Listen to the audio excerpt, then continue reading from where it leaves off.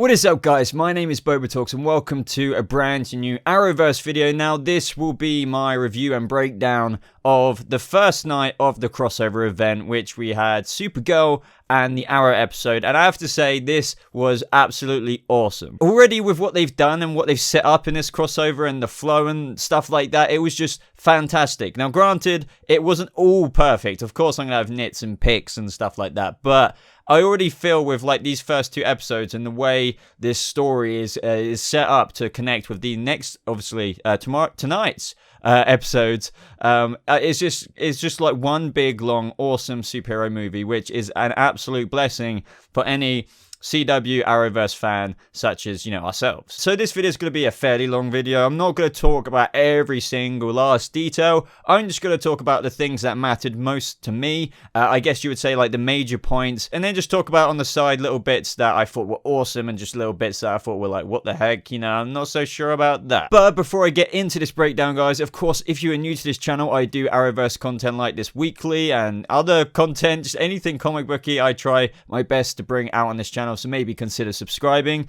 if you're new, and if you've already found yourself subscribed to the BobaTalks channel, maybe hit that notification bell, because that way you'll be alerted on every single video I upload and you'll never miss out on one. Now at the beginning of this crossover, we saw Jimmy Olsen get killed by the Dark Arrow, the Red Arrow, the Evil Oliver Arrow, I don't know, but I thought that was kind of a cool surprise because I didn't actually expect to see him. I don't know why. I just actually, to be honest with you, I didn't actually think about Jimmy Olsen's Guardian. Now who knows if he's called Guardian on this earth, but either way, I liked the little customized paint job he had on his shield, I believe. I think there might have been a couple of differences as well. I'm not sure, but, you know, we got us set up for the actual resistance. In that line he had, he says he's not the only one. You know, he's got to try and make a difference. Obviously, that's not the line. I'm paraphrasing.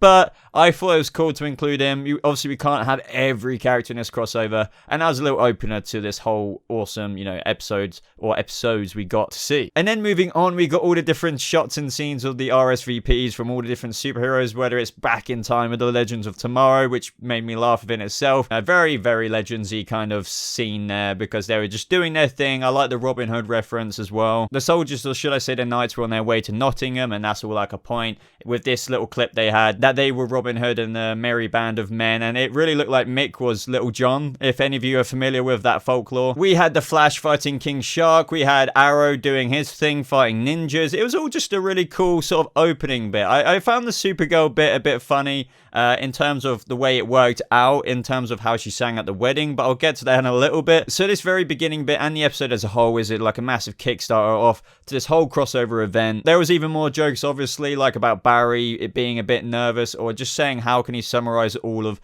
how he feels about Iris since he's loved her since she was 10 years old into just one vowel. And then I love the joke that Oliver said you could always speed read it. Now the next bit in the crossover that kind of really screamed out at me was the whole Firestorm Matrix confuffle, where Harry and Cisco, there was obviously a bit of comedy there, loved that, but they were trying to come up with a way that tricks the Firestorm Matrix into not obviously getting themselves both killed when separated, so they could sort of go on with their own separate lives. And we all know as the audience, like, Jax isn't happy with this, and you can clearly tell he's faking what, you know, his reaction is. But obviously for Martin, as much as I don't want him to go away, I kind of felt very, you know, sad for him in terms of, and happy for him in terms of his retirement. I liked the lines that he was saying in terms of, you know, how he's just going to tell unlimited, you know, stories of the adventures he's had with the Legends of Tomorrow, and then make him play chess. And that scene between him and Caitlin was really sweet, you know, whether it's a mixture of the backing music that makes these scenes extra special to me, because it really does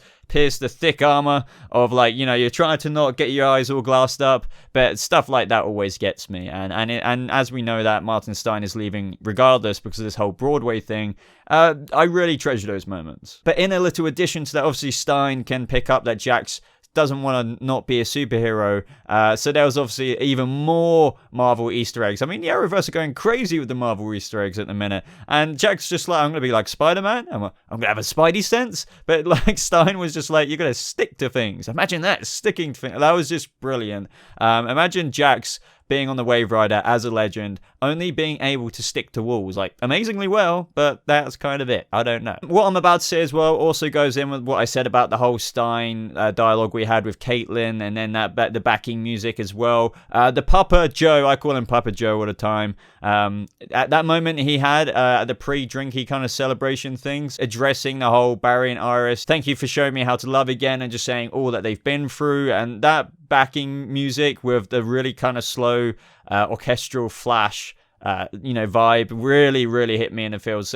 Joe is one of my favorite characters in The Flash. I think the same with Quentin Lance and Arrow. I kind of like these figures. They're sort of a very kind of moral compass and a remindering factor, for Barry, and, just this constant rock that holds them to who they really are, and they kind of speak a lot of the time of what the audience feels. So that moment did make me kind of well up quite a bit. It was very special, and when you're really attached to one of these shows and they have like a little line of dialogue, or like a few in terms of a paragraph of what to say that summarizes the adventures you've all been on together, even just as a viewer, it really gets to me. It really does. Now, a few other honorable mentions which I want to say. Supergirl sleeping and floating at the same time was brilliant to me. Sarah and Alex basically getting off. I saw that coming. I think we all did as soon as we saw them in this crossover. The way they were looking at each other and when they were drinking, that was brilliant. I was glad that happened. And Mick in that amazing bathrobe or dressing gown. That was hilarious. Mick has been one of the highlights out of both of these episodes, to be honest, for me. Now let's talk about this actress. Now she is quite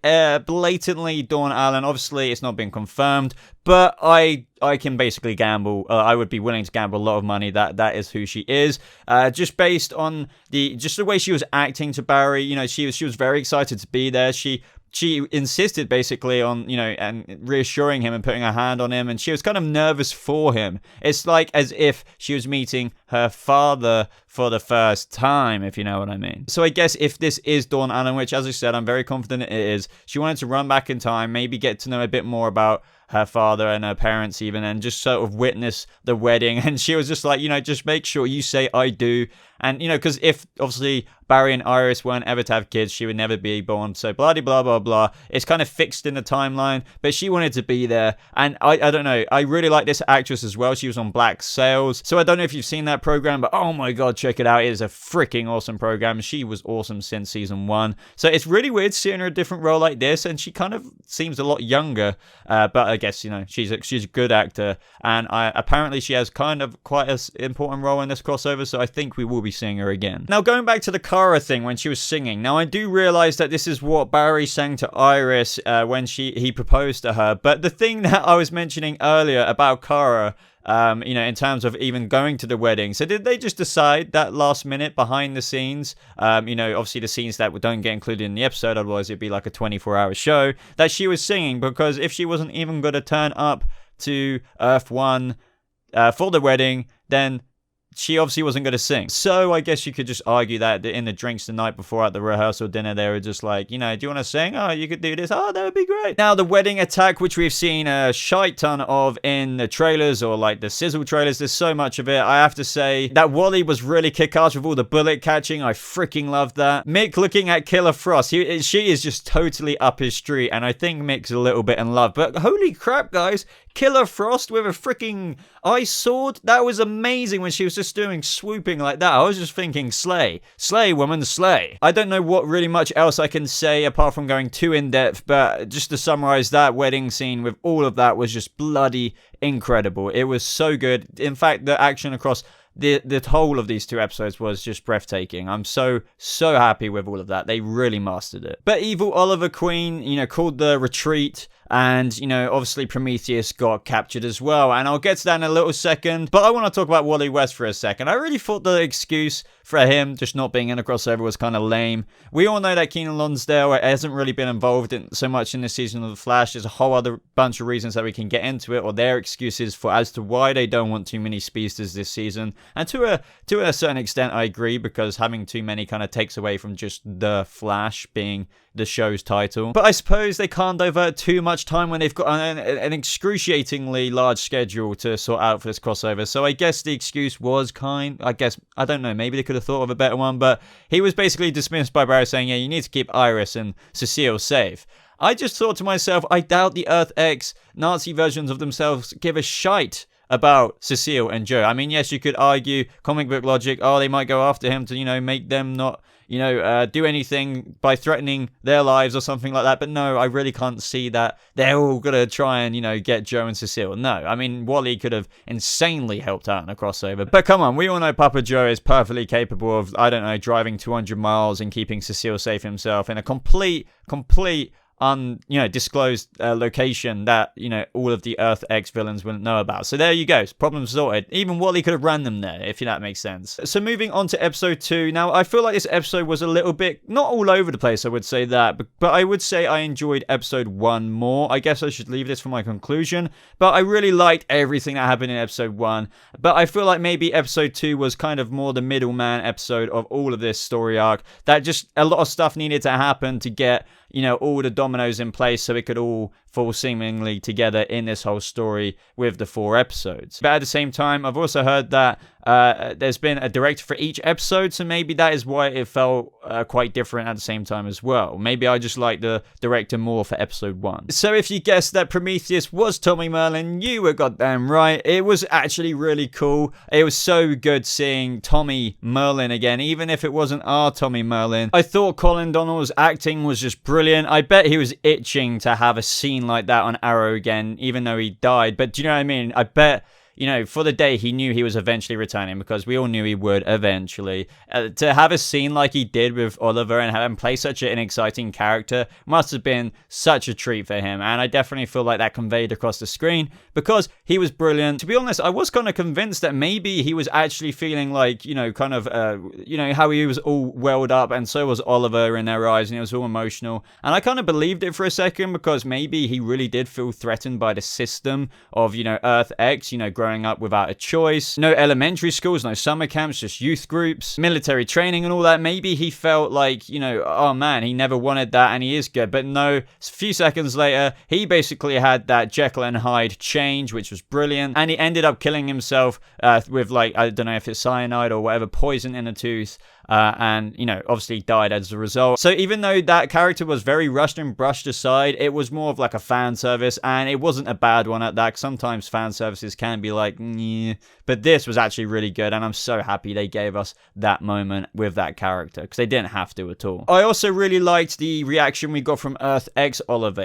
What we have to remember is these guys find any kind of sentiment as a weakness, because they were brought up in the Reich. There's, can you only imagine being raised in that kind of world and society? Obviously, it's hard for Earth X Oliver, and we see that, and it's also emotional, but obviously that's a weakness on Earth X, so I really like that conflict within him. It's like his inner self was really struggling, but he was trying to completely dismiss any of that and not show it at all to Harrison Wells, Eobard Thawne, should I say, and Overgirl. We also got a bit more of context as to why Jackson is in a bit of a hump, and it's not for the typical reasons. It's because he doesn't want to just lose, Firestorm. I mean, that's not even the important thing. He doesn't want to lose Martin, because obviously he's never had a father himself, and the amount of time these guys have spent together throughout Legends of Tomorrow and even before on The Flash, the age difference is just massive, and they've always had that, on back and forth drama between them disagreeing with each other. They share a mind, for crying out loud, and a psychic connection. So even though that must be one of the most buggiest things ever, they've come effectively a father and son relationship, and because Martin Stein is eventually leaving through, in the show retirement, but in real life Broadway, it must be really hard for Jax to deal with that. It's not all just about losing the Firestorm Matrix for him. And I thought that was a beautiful story. Now, I've just realized I haven't spoke about the whole Elicity drama that started off in episode 1, but I guess, it continued in episode 2, so I can address that now. I kind of feel really sorry for Oliver. This is a guy who is such a brooding man, and he's got all kinds of complexities to him, but he wants nothing more. He's like nothing more than to get married to this woman, and she is causing all the problems still. Say what you will about Elicity, believe it or not, I'm not an actual massive hater. I'm not even a hater per se, but when stuff like this happens in the show, the way it's unfolding in these 2 episodes, I can begin to understand where the flagships of Elicity haters come from. If anything, all I've got to say about it is she should just get over it. I didn't like the explanation between Iris and Felicity, how, I don't want to tempt fate again because the last time this happened, I was shot. Doesn't mean it's going to happen this time, or it doesn't mean you can't have a happy ending. You love each other. I felt sorry for Oliver. He's the last guy you would expect this kind of sentimentality from, but he feels nothing but love and admiration for this girl, and he wants to be married to her, and her reasons are obviously a bit silly. But let's just say I think all of this will be resolved one way or the other by the end of the crossover. Now, this is where our heroes meet their counterpart selves, the Earth X villains, and it kind of got revealed to them that they were the same people. Now, to be honest, I thought they gathered that beforehand. Maybe I missed something, but I don't know. I was a little bit surprised when they were like, wait, what, you're me? Now, just rewinding a couple of seconds before that, one of my other most favorite comedy or comedic moments in this crossover so far, aside from Mick and all that good stuff, is Oliver coming in, I would say 10 seconds after the Flash and Supergirl arrived. He popped an amazing wheelie, and he's just like, right, just a reminder, super speed?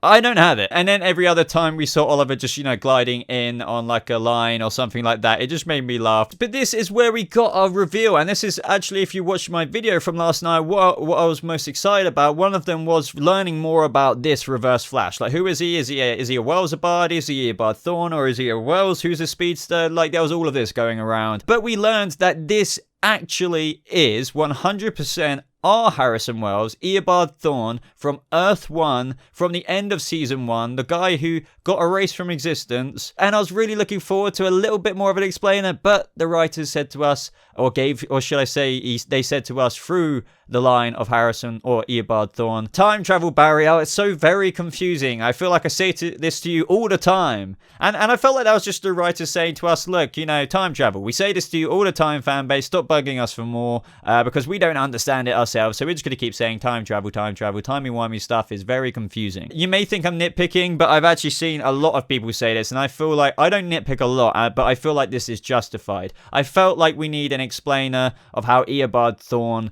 was around on Earth X, but he is our Eobard Thawne from Season 1, Flash. So, I don't know, guys. Let me know what you thought of that in the comments down below. Personally, I'm very happy that it's Earth 1 with Reverse Flash, but I still feel like we need a goddamn explainer than just, traveling in time barrier is so very confusing. How many times do I have to say this to you? Also, another nitpick I had is how Overgirl, she landed on Earth X, right? Her Kryptonian pod landed on Earth X. So why didn't, or maybe in brackets, it could still happen, but we just haven't met her yet. Has Supergirl not landed on Earth 1 or Earth 1 Prime? Because Supergirl is from Earth 38. Technically, there's 52/53 Karas, but this is what kind of annoys me about the Arrowverse setup. I wish it was all just on Earth 1 Prime at the same time. It's still introduced the multiverse, but don't have, the main Supergirl as Earth 38 Supergirl. Like, that should all be on Earth 1. That would have been awesome. That's where I feel like the Arrowverse is messy for me, personally. But yeah, where's Earth 1 Supergirl if there's 53, eh? And we also learned that Overgirl is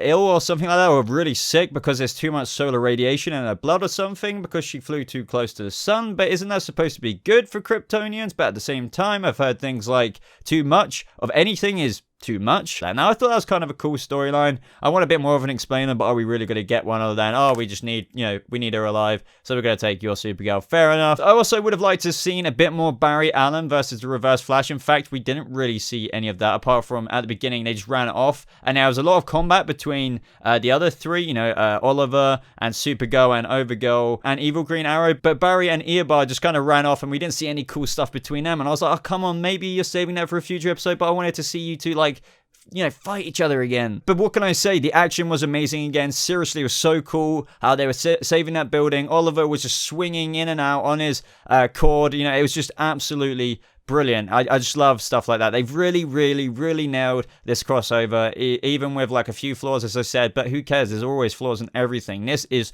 so much better, I feel, than last year's crossover already. Seriously. But and then the part 1 of the crossover ended with them waking up on Earth X in the concentration camp. So guys, I'm going to actually leave it there. Obviously, I wouldn't have ended it any other way, but no, I thought this crossover was absolutely fantastic. I thought the second episode wasn't as good as the first. Doesn't mean it wasn't amazing, though. Thought there was a lot of amazing moments. I think the next couple of episodes are going to be better than episode 2. I feel like this episode 2, there was a lot of stuff to iron out after the introducing part of the first episode, in order to stretch those roots out for the continuing storyline that unfolds and concludes in episode 3 and 4. But let me know what you thought of part 1 or night 1 of the crossover in the comment section down below, guys, because I thought it was incredible. I didn't talk about absolutely every character that was involved in the crossover, but maybe I will do some bonus videos. We've still got 2 more episodes, guys, so be on the lookout for the breakdown and review of the next 2 episodes, aka part 2 or night 2. But other than that, guys, be sure to like this video if you did enjoy it, as it really does show your support for the channel. And if you're new to this channel, maybe even consider subscribing. Stay up to date with Arrowverse content just like this. If you want to stay a little bit more up to date with me personally, you can do so by following me on social media. The link should be popping up on the screen around here, or click on one of them in the description below. But apart from that, guys, that's everything from me today.